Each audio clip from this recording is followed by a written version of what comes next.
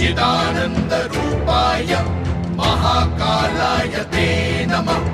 ईश्वराय नमस्तुभ्यं तत्पुरुषाय वै नमः। सद्योजात नमस्तुभ्यं शुक्लवर्ण नमो नमः। वधा कालाग्निरुद्राय रुद्ररूपाय वै नमः।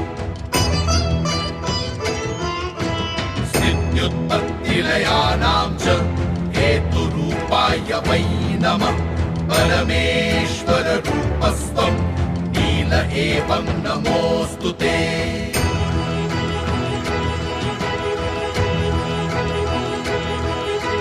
पवनाय नमस्तुभ्यं हुताशन नमोऽस्तु ते।